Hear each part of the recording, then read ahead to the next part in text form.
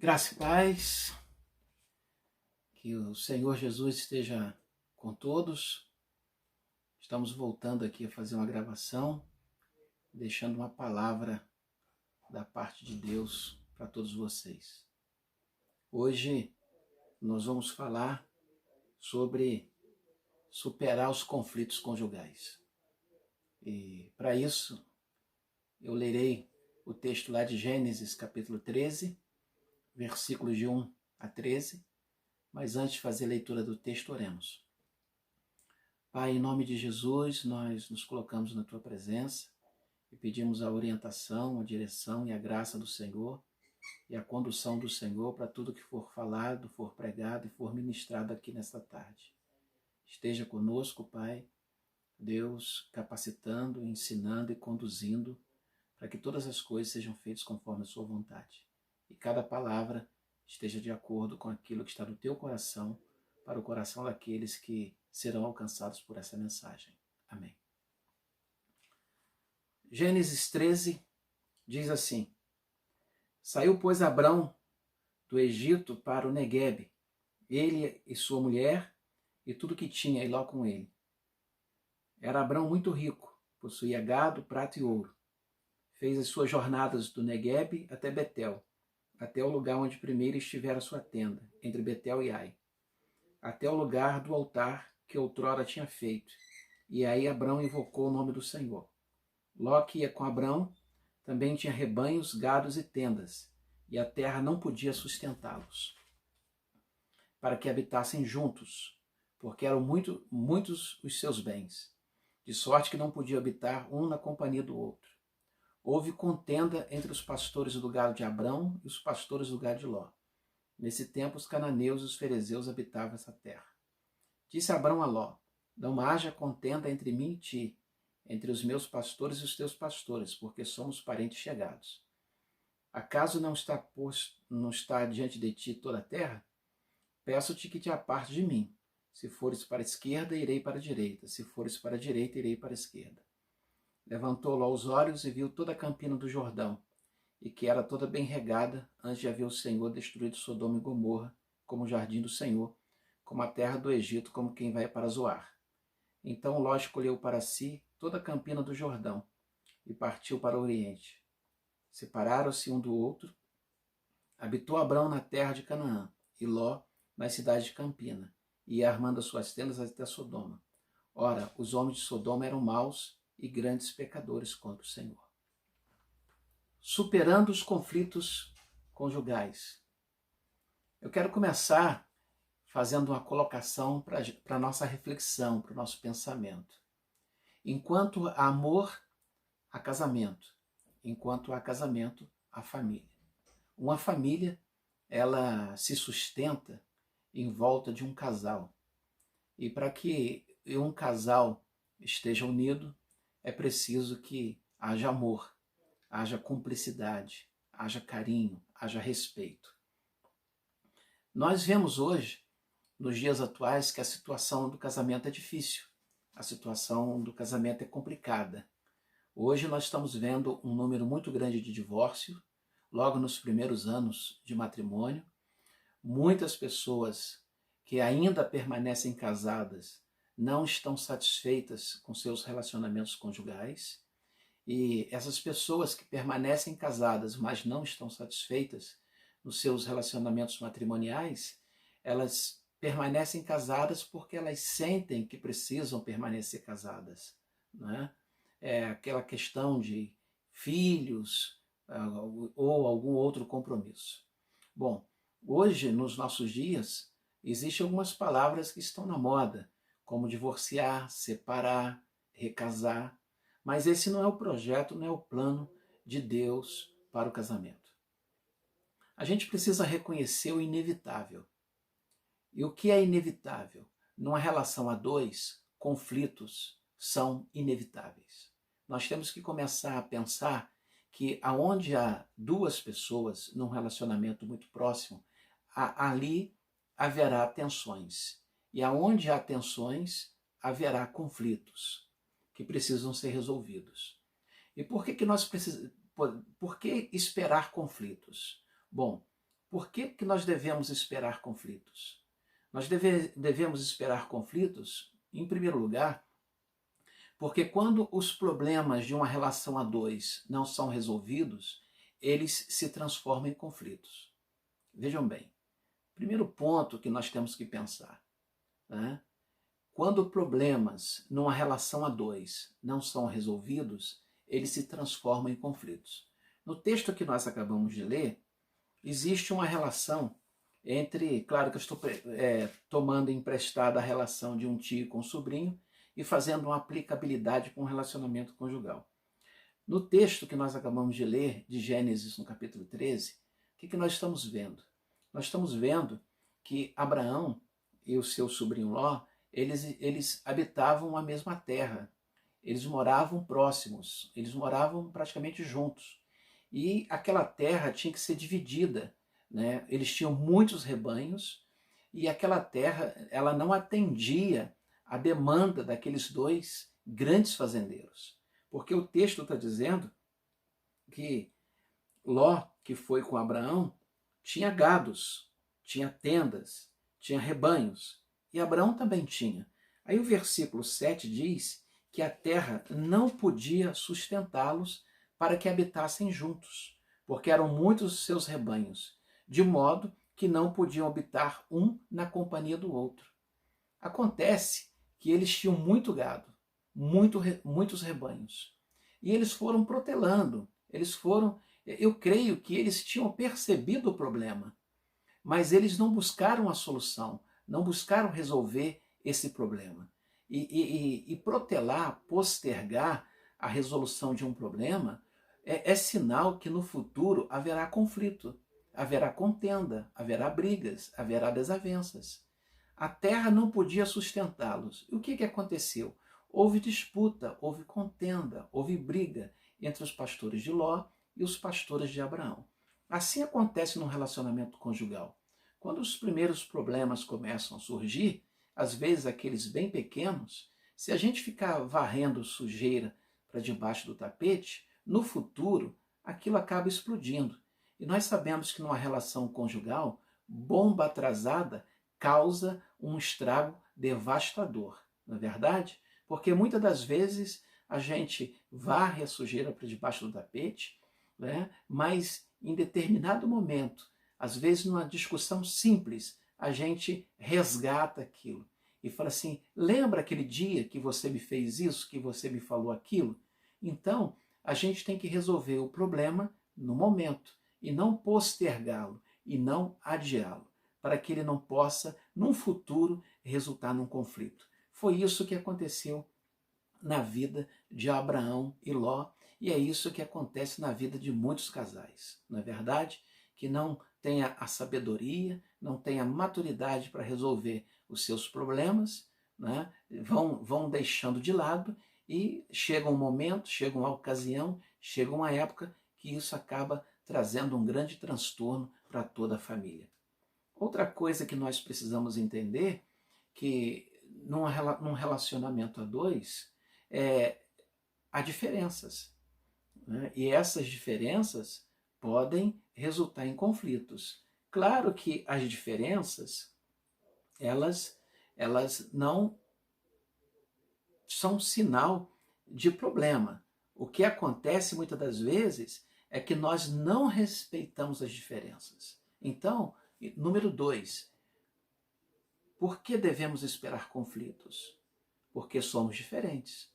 E a causa dos conflitos é não respeitar essas diferenças, não é verdade? Muitas das vezes, né, os casais brigam por coisas banais, coisas fúteis, coisas bobas, não é verdade? Nós sabemos que nós temos origens diferentes, nós viemos de lares diferentes, de culturas diferentes, de costumes diferentes, não é verdade? Tem pessoas que não se importam da maneira como aperta o creme dental. Tem gente que aperta em cima, tem gente que aperta embaixo.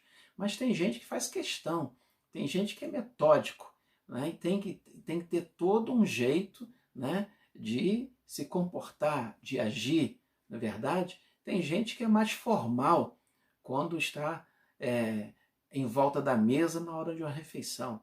Tem gente que já é mais informal. E essas coisas, se não forem sendo tratadas, essas diferenças, se não forem corrigidas, se não forem ajustadas, elas vão resultar em conflitos. Na verdade, muitas das vezes o temperamento, um é mais calmo, o outro é mais falante. Se essas coisas não forem sendo ajustadas, os problemas vão surgindo, né? E nós temos que entender isso, que essas diferenças, elas não são a causa de conflitos, mas é não respeitar as diferenças que geram conflitos, né? Nós também temos que entender que, todo relacionamento humano tem desacordo. Todo relacionamento tem desacordo. E o que nós temos que fazer?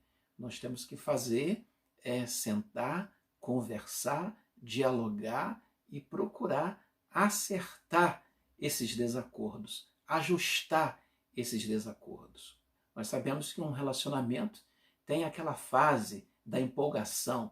A fase inicial é a fase da empolgação, mas quando passa a fase da empolgação, é a fase do ajustamento. E ajustar uma relação não é fácil, é bem difícil, mas com a graça de Deus e com a palavra de Deus como elemento orientador, eu tenho certeza que nós seremos bem-sucedidos. Nós seremos, né, com certeza, vitoriosos nessa empreitada. Outra coisa que nós não podemos esquecer é a causa, né? A causa dos conflitos. O que causa conflitos? Bom, uma das primeiras causas de conflitos conjugais é a natureza humana. E dentro da natureza humana a gente pode destacar o individualismo, o ciúme, as críticas, não é verdade? Muitas das vezes há cônjuges que só pensam neles, na verdade, que eu tenho as minhas coisas e você tem as suas coisas. Não funciona assim num relacionamento conjugal. Num relacionamento conjugal, as minhas coisas são tuas e as tuas coisas são minhas. É como conta bancária. Um casal, eu creio que não pode ter conta separada. Conta de casal é conta conjunta. Um casal não é o meu dinheiro e o seu dinheiro, é o nosso dinheiro. E nós temos que entender que agora não somos duas pessoas, nós somos uma pessoa, nós somos um casal, nós estamos unidos, tudo que é meu é seu. E também outras coisas que muitas vezes atrapalham é o ciúme. Claro que nós que amamos o nosso cônjuge, nós temos ciúme, mas eu não estou falando daquele ciúme doentio, que causa desconfiança, na verdade, que sufoca o outro, que traz insegurança para a relação. Isso tudo traz prejuízos para uma relação.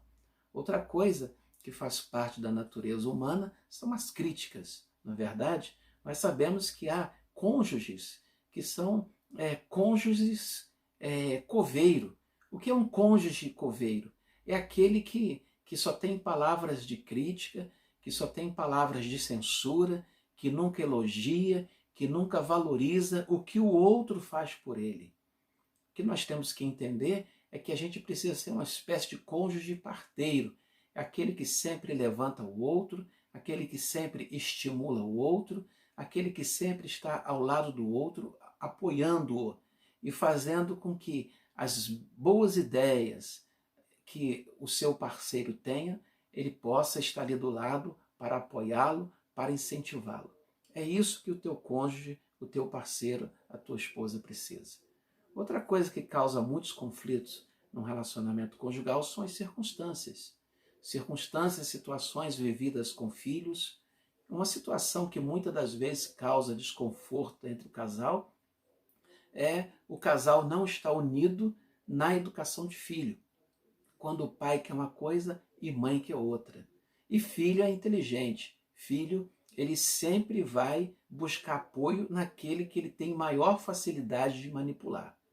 Na verdade, então, muitas das vezes, o pai autoriza, a mãe desautoriza e vice-versa. E isso traz situações conflitantes para um relacionamento conjugal. Muitas das vezes, moradia, desemprego, finanças, são circunstâncias que trazem muitos prejuízos e muitos conflitos à relação conjugal. Terceiro, são as influências externas. Por exemplo, familiares interferindo na relação conjugal e familiar. Isso palpitando, dando opinião. Isso é devastador para uma relação conjugal.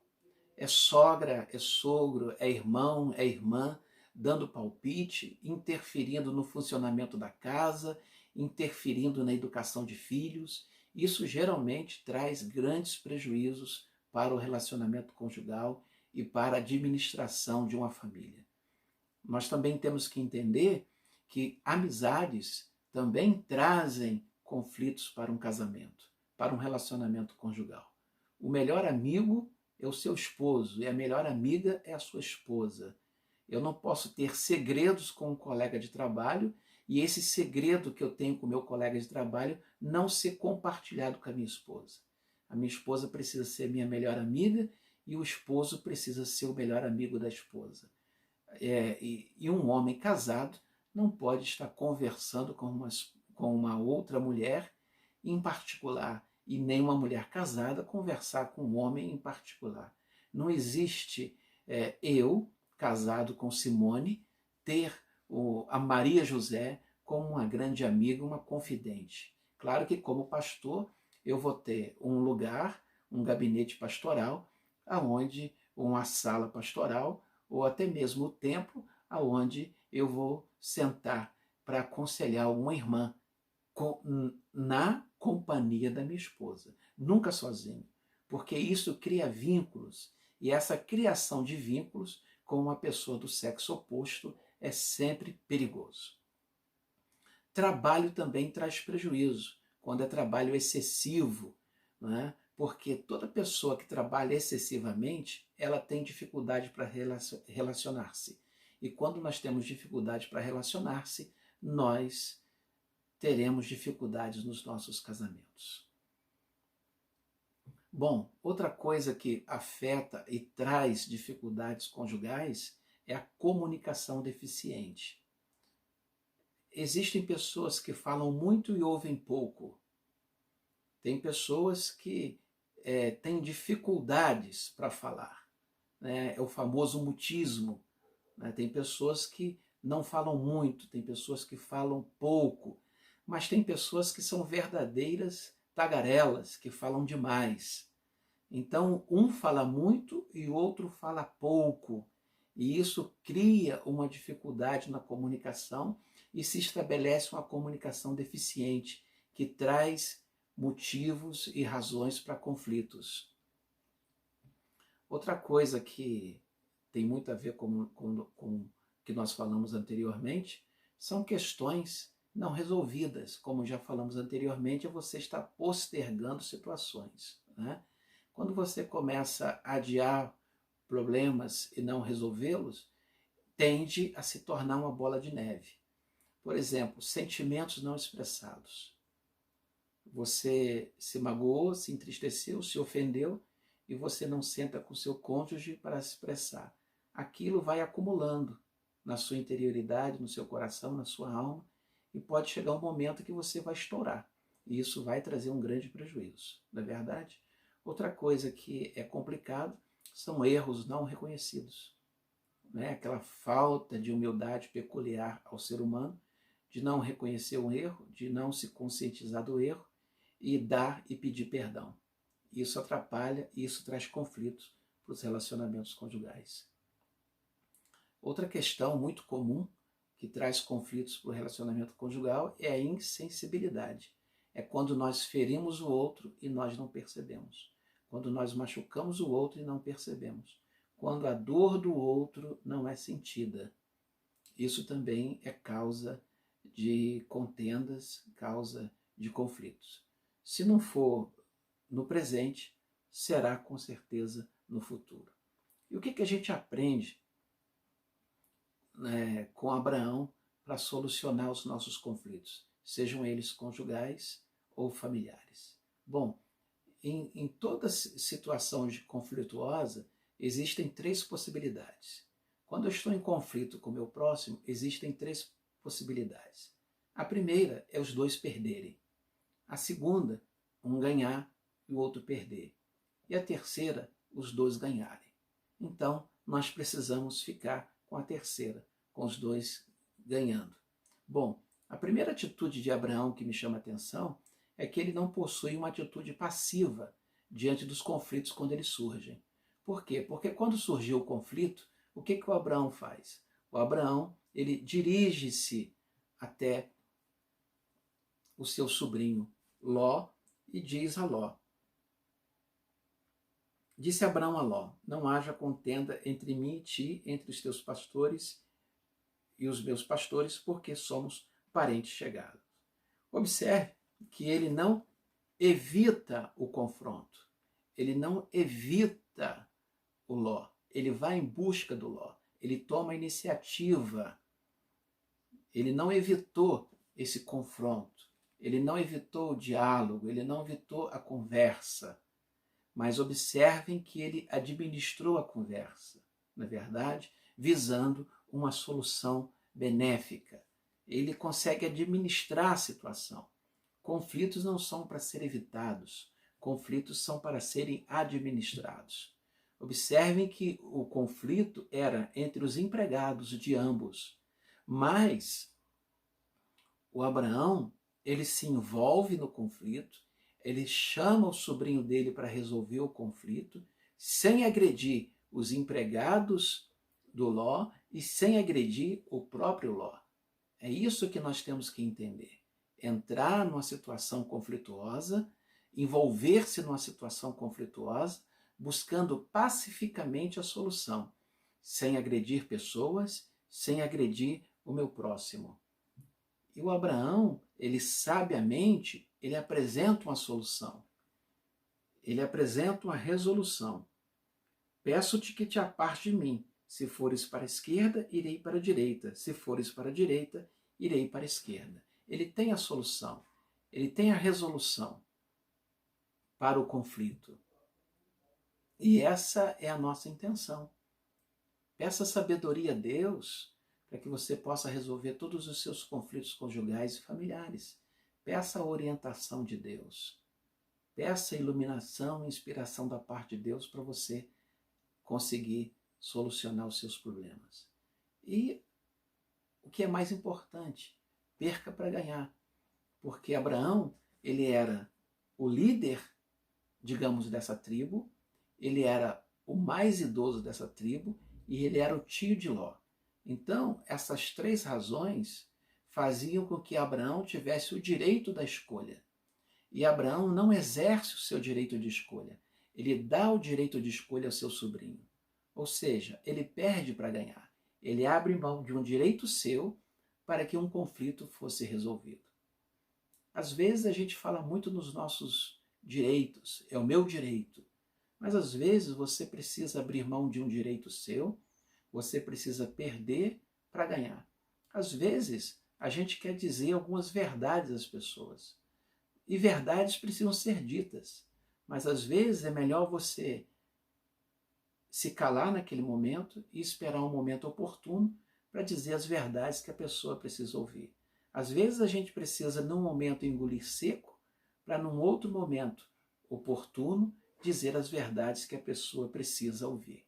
Às vezes a gente precisa perder para ganhar. Nem todas as batalhas nós sairemos vitoriosos, mas em todas as batalhas nós sairemos fortalecidos para enfrentarmos outras situações. E eu quero terminar dizendo para você o seguinte: no momento de conflito, é difícil manter a calma, é difícil manter a paciência, é difícil manter o autocontrole. Muitas das vezes, num momento de conflito, a primeira vítima é o domínio próprio. Mas, do que ganhar um conflito, é preciso controlar-se. Porque Abraão controlou-se, teve domínio próprio, dominou a si mesmo e dominou aquela situação. E com palavras sábias, soube resolver aquele conflito e acabar com aquela contenda. Que o Espírito Santo de Deus possa te iluminar para que nas horas de conflitos você mantenha a calma, mantenha a paciência, mantenha o domínio próprio, para que você não fale precipitadamente, não fale ofensivamente, mas fale sabiamente, para encontrar soluções em todos os conflitos que se apresentam na sua família e no seu relacionamento conjugal. Que Deus abençoe você, a sua vida e a sua família, em nome de Jesus. Oremos.